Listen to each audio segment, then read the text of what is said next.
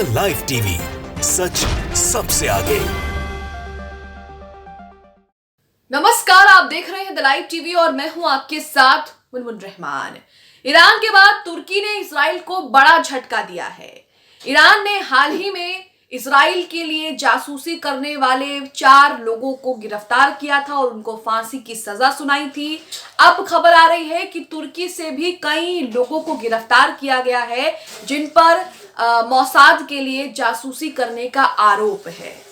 इन सभी को गिरफ्तार कर लिया गया है और इसी बीच कहा जा रहा है कि तुर्की और इजराइल के बीच जो है वो तनाव और भी ज्यादा बढ़ सकता है, जैसा कि ईरान और इजराइल में बढ़ रहा है। यहां हम लगातार देख रहे हैं कि तुर्की और इजराइल में लगातार तनातनी बनी हुई है। लगातार दोनों के बीच तनाव खत्म होने का नाम ही नहीं ले रहा। तुर्की और इजराइल के बीच पहले से ही 36 का आंकड़ा है। जब हमास इजराइल के बीच जंग हुई, गाजा में लगातार मासूमों की जानें गई, लगातार इजराइल गाजा में बमबारी कर रहा है। उनको लेकर तुर्की और इजराइल के बीच तनाव जो है, टकराव जो है वो और भी ज्यादा बढ़ गया है। लेकिन अब ये जो खबर आ रही है जिसमें मोसाद के लिए जासूसी करने वाले तकरीबन 33 लोगों को तुर्की में गिरफ्तार कर लिया गया है। कहा गया कि इनके घरों पर छापेमारी की गई है और इनके पास से कई चीजें भी मिली हैं। आप अपनी स्क्रीन पर ट्वीट देख रहे हैं वाजिद खान का, जिसमें इन्होंने बताया है, यहां जानकारी दी है कि तुर्की ने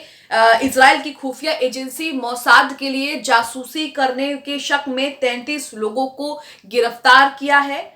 नीचे उन्होंने लिखा है कि आजकल मोसाद और भारत के बरसाती मेंढकों का वक्त जो है वो खराब चल रहा है। वाकई मोसाद का वक्त जो है वो खराब चल रहा है, क्योंकि इससे पहले ईरान में उसके 4 लोगों को फांसी दे दी गई और अब तुर्की में 33 लोगों को जो है वो गिरफ्तार कर लिया गया है। इसी बीच आप अपनी स्क्रीन पर तुर्की उर्दू का ये ट्वीट भी देख सकते हैं। ये ऑफिशियल ट्विटर हैंडल है और इसमें भी जानकारी दी है। नीचे एक वीडियो शेयर किया गया है। इस वीडियो में उन लोगों को गिरफ्तार करते हुए दिखाया जा रहा है। उनके घरों पर छापेमारी की जा रही है, घरों पर जो है छानबीन की जा रही है। पूरा वीडियो जो है इसमें दिखाया गया है। इसमें भी लिखा है, तुर्की ने इजराइल के जासूसी नेटवर्क को जब्त कर लिया है। मोसाद से जुड़े 33 लोगों को तुर्की खुफिया एजेंसी ने विभिन्न क्षेत्रों में छापेमारी के दौरान गिरफ्तार किया है। इजराइल के जासूसी नेटवर्क में शामिल संदिग्धों को आतंकवाद और संगठित अपराध ब्यूरो की जांच के बाद गिरफ्तार किया गया है। हिरासत में लिए गए लोग अंतर्राष्ट्रीय जासूसी नेटवर्क के प्रमुख संचालक भी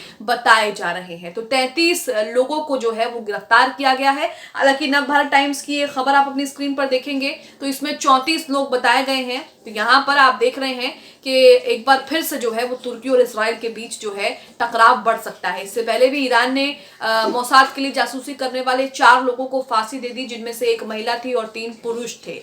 इसी के साथ अब तुर्की में भी मोसाद के कई एजेंट पकड़े गए हैं। वहीं आपको बता दें कि मोसाद का डंका जो है वो दुनिया भर में बजा करता था, लेकिन 7 अक्टूबर को हमास ने जो हमला किया उससे मोसाद की लोकप्रियता में भी काफी कमी आई है। या फिर यूं कहें कि मोसाद को लेकर जिस तरह से बड़ा चढ़ा करके दुनिया भर में इसका नेटवर्क फैला हुआ था, उसके नेटवर्क पर भी सवाल उठाया गया और मोसाद के काम करने के तरीके पर भी सवाल उठाया गया है। क्योंकि 7 अक्टूबर को जब हमास ने इजराइल पर हमला किया तब कहा गया कि मोसाद, जिसके एजेंट कहा जाता है कि उसके एजेंट दुनिया भर में मौजूद हैं और किसी को नहीं पता कि उसके एजेंट कहां हैं, किस हालत में हैं और कैसे वो मोसाद के लिए काम कर रहे हैं, उस मोसाद को नहीं पता लगा कि उसके देश पर हमला होने वाला है।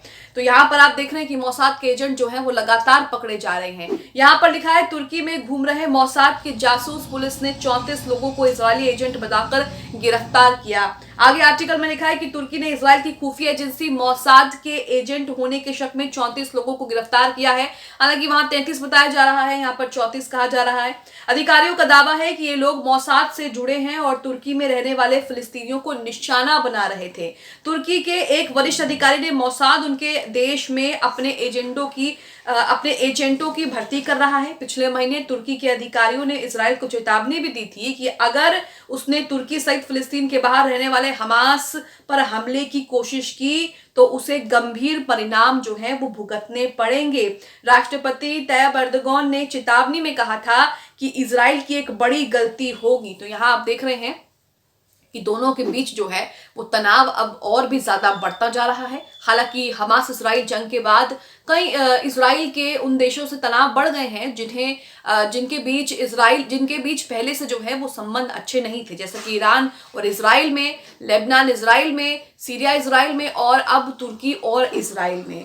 आगे लिखा है, तुर्की अपने अधिकांश पश्चिमी सहयोगी और कुछ अरब देशों की तरह हमास को आतंकवादी समूह नहीं मानता है, भारत भी नहीं मानता है। इसी के साथ तुर्की में कथित मोसाद एजेंट की गिरफ्तारी के बारे में पूछे जाने पर इजरायली प्रधानमंत्री कार्यालय और विदेश मंत्रालय ने तुरंत कोई टिप्पणी नहीं दी है। गाजा पट्टी पर आक्रमण के बाद से ही तुर्की और इजराइल में जो है वो तनातनी जारी है। जैसा कि मैंने आपको शुरुआत में बताया, दोनों के बीच पहले से ही नहीं बनती, दोनों के बीच पहले से ही 36 का आंकड़ा था। हालांकि अब जो है हमास और इजराइल के युद्ध से पहले कुछ दिन पहले जो है दोनों के बीच संबंध सुधर रहे थे, लेकिन उतने में ये जंग हो गई और जिस तरह से गाजा पट्टी पर इजराइल बमबारी कर रहा है वो उसे लेकर हर कोई इजराइल की निंदा कर रहा है और तुर्की भी उनमें से एक ही है।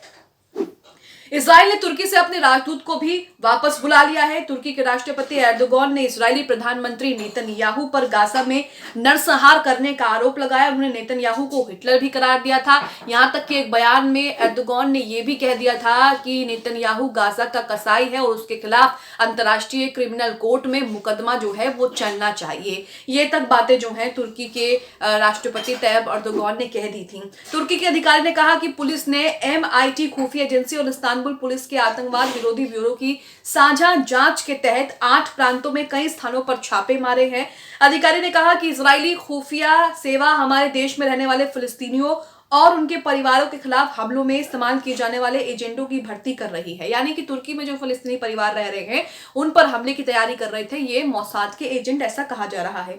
उन्होंने संपर्क स्थापित करने के लिए सोशल मीडिया पर जॉब पोस्टिंग का इस्तेमाल किया और बाद में संपर्कों के साथ कम्युनिकेशन बनाए रखने के लिए एनक्रिप्टेड मैसेजिंग प्लेटफॉर्म का इस्तेमाल भी किया है। तो ये पूरा नेटवर्क जो है मोसाद एजेंटों का तुर्की में चल रहा था, जिसे तुर्की पुलिस ने नाकाम कर दिया और इन 33-34 लोगों को जो है वो गिरफ्तार कर लिया है।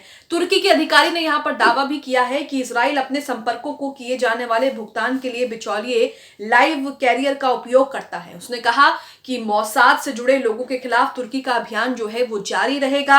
इससे पहले तुर्की के आंतरिक मंत्री अली येरलिकाया ने कहा कि संदिग्धों को ऑपरेशन मोल नामक एक ऑपरेशन के हिस्से के रूप में इस्तांबुल सहित 57 स्थानों पर हिरासत में लिया गया था। उन्होंने ये भी दावा किया है कि ऐसा माना जाता है कि उनका लक्ष्य तुर्की में रहने वाले विदेशी नागरिकों की पहचान करना, निगरानी करना, हमला करना और अपहरण करना था। तो यहाँ आप देख रहे हैं कि ईरान के बाद तुर्की ने भी इजराइल को बड़ा झटका दिया है। मोसाद का वक्त जो है वो खराब चल रहा है, तभी तो कभी ईरान मोसाद के एजेंटों को पकड़ रहा है तो कभी तुर्की मोसाद के एजेंटों को गिरफ्तार कर रहा है। आप इस खबर को लेकर क्या सोचते हैं? जिस तरह से पहले ईरान में 4 मोसाद के एजेंट पकड़े गए जिनमें से एक महिला भी शामिल थी और उन सभी को फांसी की सजा दे दी गई। अब तुर्की से भी खबर आ रही है कि तुर्की में भी 33 मोसाद के एजेंटों को जो है वो गिरफ्तार किया गया है, उन पर छापेमारी की गई है, छानबीन की गई है, जिसके बाद कई तरह की चीजें सामने आई हैं। आप इसे लेकर क्या सोचते हैं? कमेंट में अपनी राय जरूर दें। द लाइव टीवी, सच सबसे आगे।